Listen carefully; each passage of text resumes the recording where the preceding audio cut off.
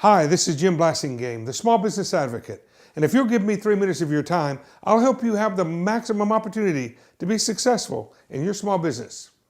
Now, let's talk about how the rules of prospecting have changed. As I have talked to you about before, control of the 3 primary elements of the business relationship has shifted as the age of the seller is being replaced by the age of the customer. The buying decision and access to information about how to make that decision are now controlled by the customer, leaving the seller with control of just the product. This shift has created many disruptions, especially with entrenched age of the seller selling practices, but perhaps none more than business-to-business prospecting. Here are 4 facets to this prospecting shift. First, the expectation of buyers meeting with vendors as a daily course of business is over.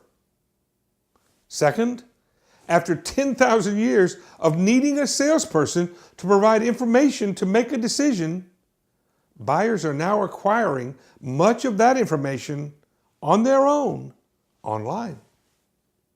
Number 3, prospects are now self-qualifying themselves and then pre-qualifying prospective vendors they choose to meet with, perhaps as few as 2 or maybe even just 1.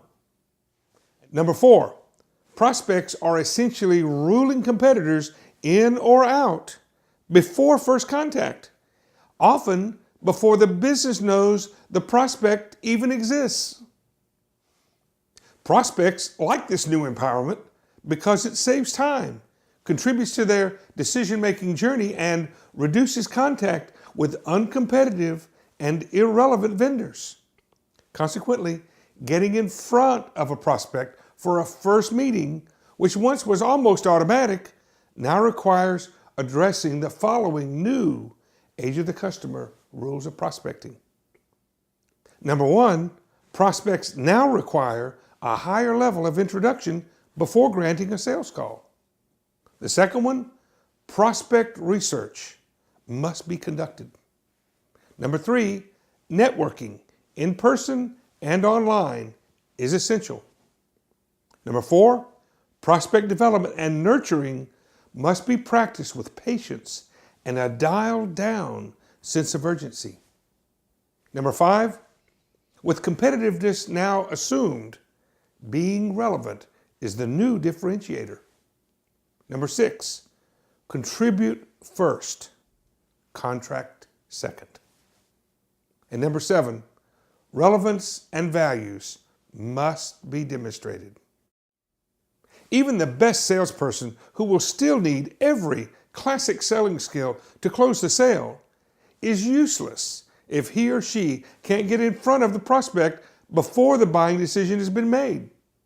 Companies that expect to meet sales goals now have to put as much, if not more, emphasis and resources on training, equipping, budgeting, measuring, and perhaps even compensating salespeople for the prospecting disciplines of the age of the customer.